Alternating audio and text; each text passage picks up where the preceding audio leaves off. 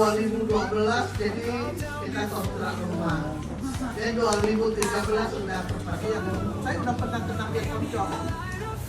Iya, soalnya kita mampu kita mampu.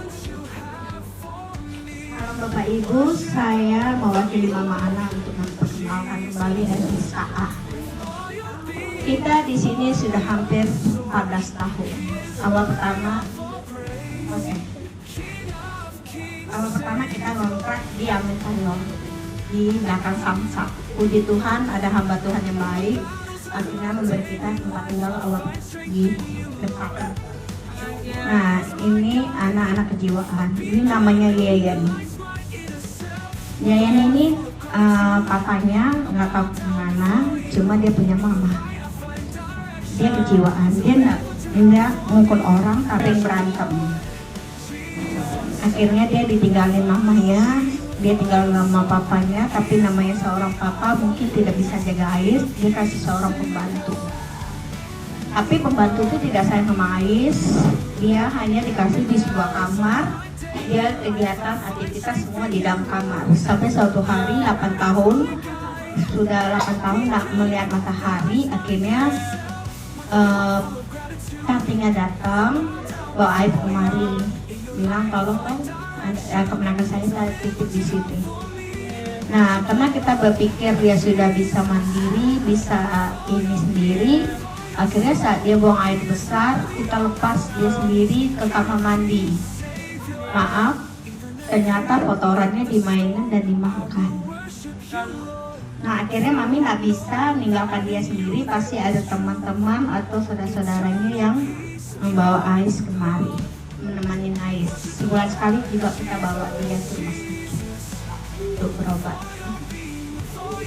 Cencen ini mantan kuliah dari BINUS, di mana dia saat kuliah dia janjian dengan seorang cowok, tapi cowok itu tidak pernah datang. Akhirnya membuat Cencen depresi, sempat masuk 2 tahun. Tapi walaupun begitu, Cencen pintar dengan kali-kalian. Dede boleh nanya kali-kalian sama Cece boleh. Atau bapak-bapak boleh nanya 12 kali berapa, silakan. Ya, silakan. Saya mau nanya. Ayo, Dede, tanya 12 kali 12 ya. Ada 4. 25 kali 5. 25. Nah, ini berkali saya nggak mau nanya kamu apa itu. Markus 11:1 ayat 1 sampai 12.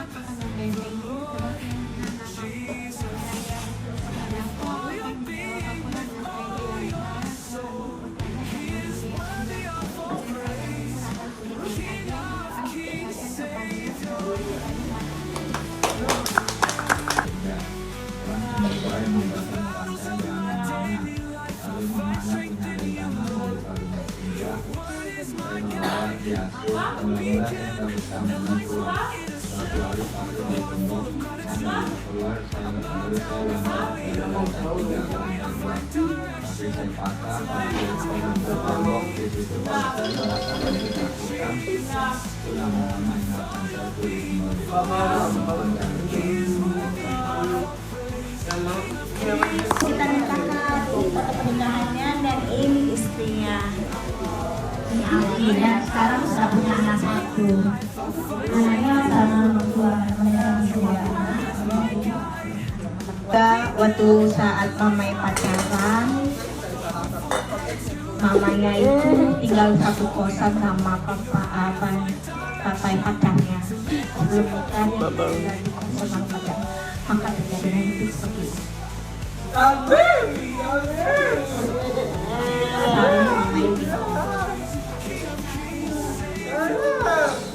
Ini sama. Sama.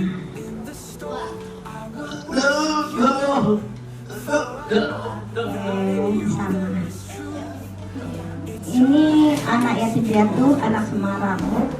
Di mana dia tidak punya mama papa, dia punya koko. Tapi ternyata dia nggak cocok sama kokonya, dia berantem, suratnya dibakar, akhirnya dia diusir. Dia bawa banyak barang kayak MGK CK7. Dia kira di sana di gereja situ ada tempat tinggal buat anak-anak seperti ini. Ternyata di situ tidak ada tempat tinggal buat mereka. Tapi salah satu hamba Tuhan kenal dengan Mami, akhirnya nelpon Mami. Mami, ini ada anak cewek, mau nggak? Kalau nggak mau saya mau bawa dia ke bina sosial. Tapi Mami bilang kasihan, karena kita tahu kita pernah lihat bina sosial bagaimana kalau rame. Akhirnya Mami kasih sama dia, Mami bilang Mami mau tolong jiwanya dulu karena dia cewek. Nah, hamba Tuhan itu bilang lagi, dia nggak punya surat-surat loh Mami. Mami bilang kita nggak perlu takut, kita punya Tuhan Yesus. Tapi puji Tuhan sampai sekarang tidak ada yang melihat ini, tapi dia anaknya rajin. Ini namanya Christine. Christine ini anak Sumatera Utara, anak Medan, anak Batak. Anak yatim piatu. Papa mamanya tidak punya, dia kena autis, lari sana lari sini. Dia diadopsi sama seorang pendeta. Tapi pendeta itu sudah nggak sanggup jaga Christine. Akhirnya dia dibawa kemari. Tapi puji Tuhan sampai sekarang di sini dia bisa diam. Dia cuma bisa ngomong takut cik. Kita pikir namanya takut cik, ternyata bukan, namanya Christine.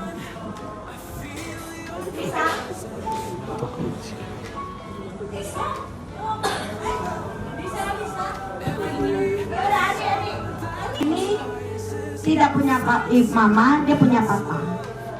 Dia di anak Bogor. Di Bogor dijadikan pengemis, dijadikan minta-minta.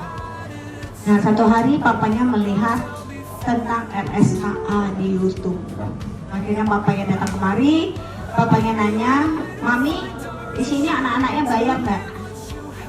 Kalau nggak bayar, saya nitip anak saya sini, saya ke bina sosial. Tapi puji Tuhan, sekarang dia di sini. Ini Adi ini juga sama, dia nggak punya papa, dia punya mama, tapi mamanya lagi sakit-sakitan sudah tua.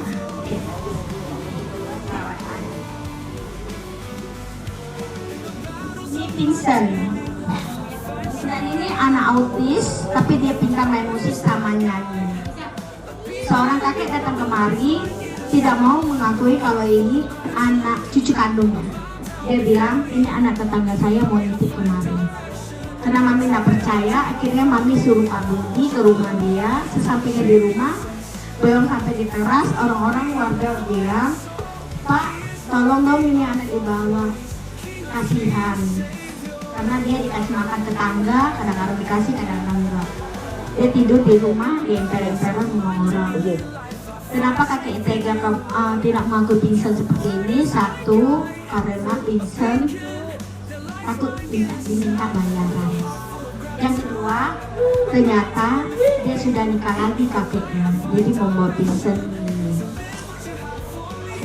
Itu dia pintar nyanyi, pintar ini main musik.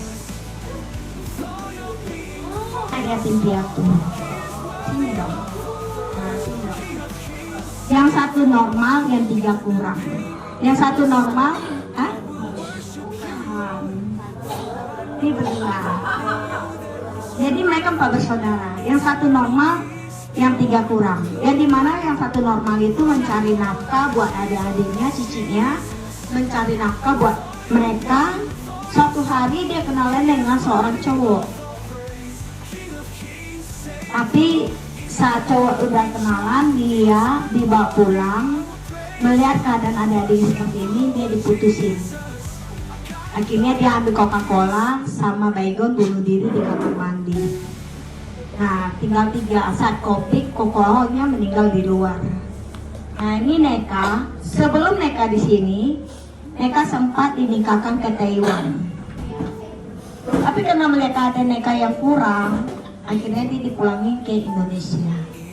Neka bingung. Sesampainya di Jakarta dia mau tinggal di mana. Akhirnya salah satu hamba Tuhan yang kenal dengan Mami, telepon Mami, suruh jemput Neka. Akhirnya Mami jemput Neka, sesampainya di SKA, ternyata Neka mengalami sakit perut. Setiap minum obat, dia sembuh, terus minum lagi, sembuh. Kita tanya, Neka kamu kenapa? Neka jawab, saya sudah dari dulu sakit mah. Jadi kita pikir biasa lah ya, sakit mah, sakit sembuh.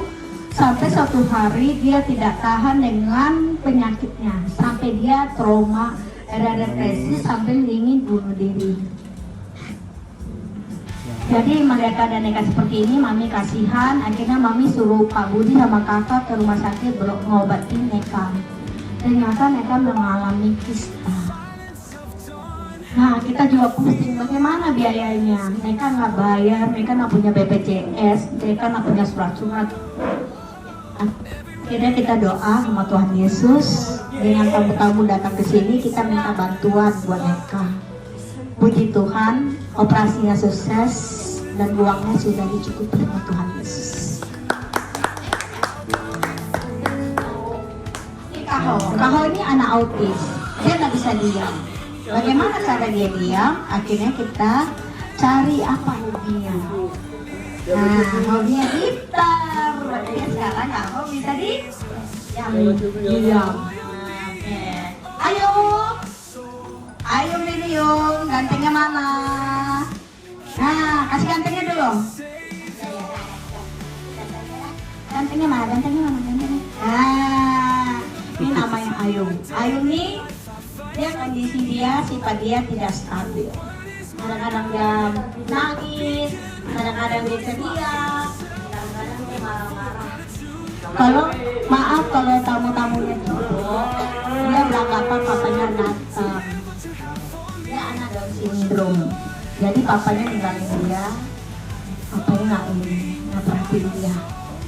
Akhirnya dia punya mamanya juga punya pokoknya yang sudah tua, lagi sakit-sakitan dan adik ceweknya. Jadi takut Ayu mukul atau bagaimana, akhirnya Ayu ditinggal. Iya yang tadi kita main. Oke, Nana. Ini Island. Island ini sama. Dia papa mamanya waktu kecil sering berantem. Jadi Island ditinggalin mamanya. Island sudah umur 10 tahun. Nah, dia ada anak-anak yang lain sudah sekolah. Kok saya belum sekolah? Akhirnya dia ngomong sama papanya, Papa, saya ingin sekolah seperti tetangga-tetangga teman-teman saya di sekitar saya. Saya kok belum sekolah. Terus papanya bingung karena dia nggak punya biaya. Akhirnya salah satu hamba Tuhan kenal dengan Mami, dia minta tolong Mami. Akhirnya surat-suratnya Island, Mami suruh Pak Budi sama kakak ngurus surat-surat Island sampai sekolah. Oh, Bapak yang bercuti yang mau. Yang bercuti aja yang mau. Ini Lena. Lena ini sudah berapa tahun di sini sayang? Nah, Lena ini sudah hampir 10 tahun, sekarang udah kelas 9. Dia punya 5 bersaudara yang putus sekolah. Akhirnya maminya ambil 2 orang yang mami Lena sama Cici. Dia udah punya mama, dia punya papa. Nah, Bapak. Yang Cicinya kenapa kita nambah kemari? Cicinya waktu bantu-bantu. Ayo mau. Iya boy Terus cuy. papa dan adik-adik cowok. Iya boy cuy. Makanya kita filmnya. Ayo.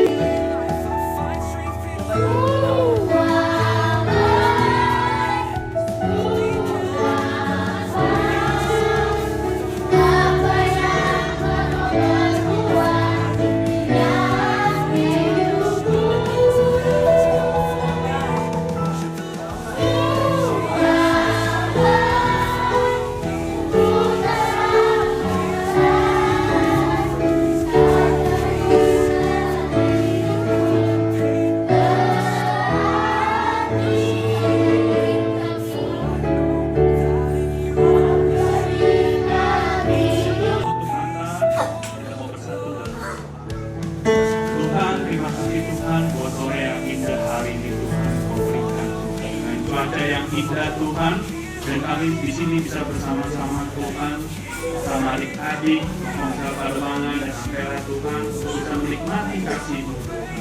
Berkati hamba-Mu ini Tuhan, biar kiranya bisa membagikan firman Tuhan dari apa yang Kau mau. Berkati adik-adik juga di sini Tuhan, berkati juga para teman-teman kami Tuhan, untuk dapat bisa mendengarkan dan mengartikan firman-Mu.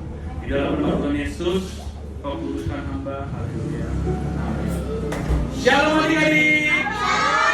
Shalom semuanya. Shalom. Ya.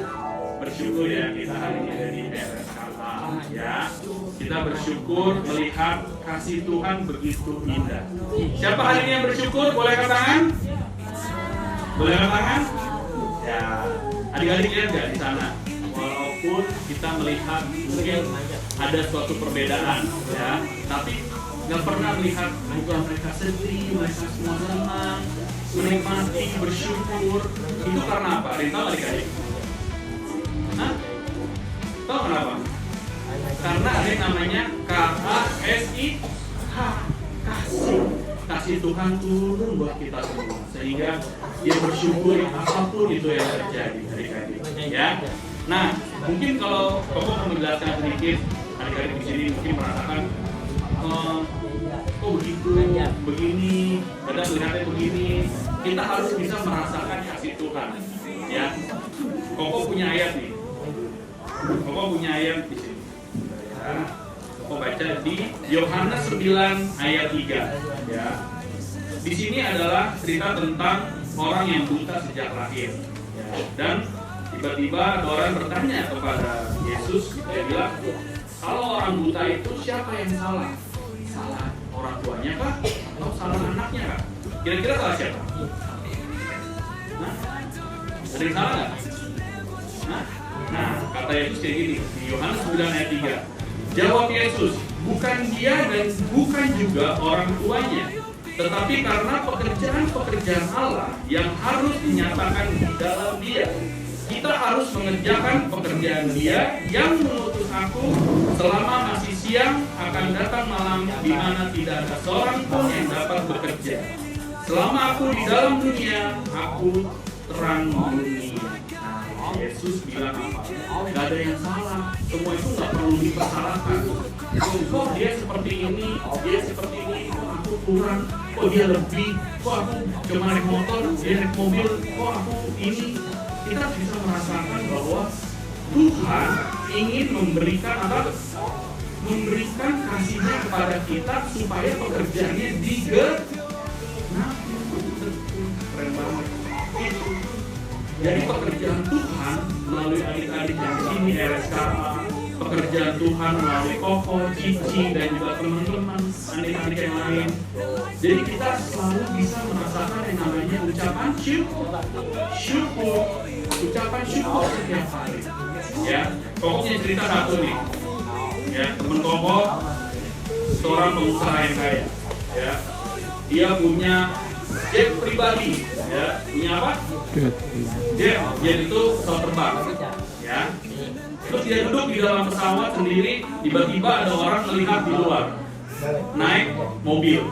Dia bilang gini, kapan ya aku punya jet seperti orang itu? Ya kan? Dia merasa ini, ya kan? Terus tiba-tiba di sebelahnya ada orang lagi naik motor, lihat kapan ya kira-kira aku bisa naik mobil seperti orang ini? Nah, berangkat kan dari pesawat, mobil, motor. Tiba-tiba di sebelah motor ada lagi orang yang melihat, kapan ya? Dia naik sepeda nih, kapan ya aku punya motor? Jadi aku mau naik sepeda. Tiba-tiba ada lagi di sebelahnya orang lagi jalan kaki melihat, aku capek jalan, aku pengen punya sepeda. Nah, tiba-tiba di dalam pesawat jet dia melihat orang yang sedang berjalan. Aku ingin berjalan. Ternyata orang di dalam pesawat jet itu tidak bisa berjalan. Walaupun dia mempunyai pesawat, tetapi ternyata kakinya lumpuh. Nah itulah, tapi orang lihat, wah dia punya pesawat, dia punya mobil, dia punya motor, dia punya sepeda. Tetapi semuanya itu tidak berarti apa? Ya, karena Tuhan ingin kita untuk terus mengucap syukur. Kita bisa merasakan kasih Tuhan melalui siapapun. Aku senang banget di sini bisa merasakan kasihnya, ya kan? Dipeluk nih sama adik yang luar biasa, ya. Aku senang banget rasanya dipeluk, ya kan? Jadi kita bisa merasakan terus bahwa Tuhan itu mempunyai 1001 cara untuk dapat menikmati kasih. Ada orang yang sedang di sini merasa sangat diberkati. Dia pulang, dia bisa mengasihi. Datang ke sini dia bisa mengucap syukur atas hidupnya. Dan kita harus terus mengucap syukur. Gak ada yang mustahil bagi Tuhan. Jika Tuhan ingin menyembuhkan kita hari ini, pasti Tuhan akan memberikan kesembuhan hari ini. Tapi Tuhan ingin memberikan sesuatu hal yang amazing buat orang-orang. Mungkin kalau di sini merasakan satu kesembuhan, tetapi orang yang melihat merasakan beribu-ribu kesembuhan. Sehingga di sini merasakan kasih Tuhan. Melalui sini kasih Tuhan terpancar buat semua. Ada amin? Amin. Oke ya, ayat terakhir mau baca Lukas 5 ayat 17 sampai 18. Bersukacitalah senantiasa, tetaplah berdoa, mengucap syukurlah dalam segala hal. Sebab itulah yang dikehendaki Allah di dalam Yesus Kristus Tuhan kita. Oke, itu aja. Yuk, kita mau tutup mata lagi. Berdoa. Satu. Bilang apa? Terima kasih. Terima kasih. Tuhan Yesus berkati. Selamat menikmati.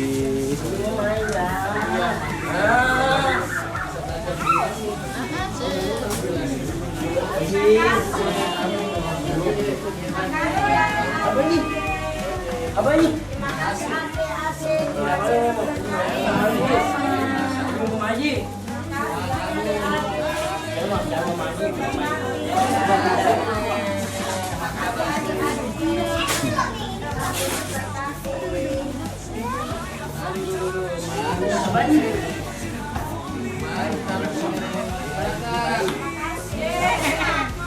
Maju. Ada suaranya nih. Apa ini?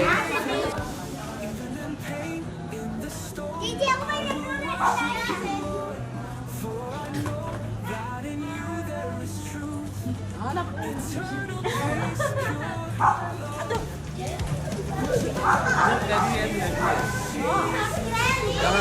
Jangan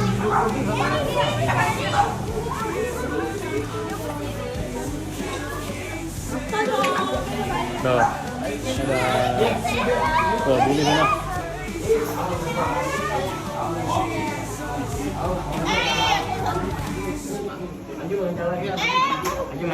Anju main mati ya? Cewek siapa yang rugi?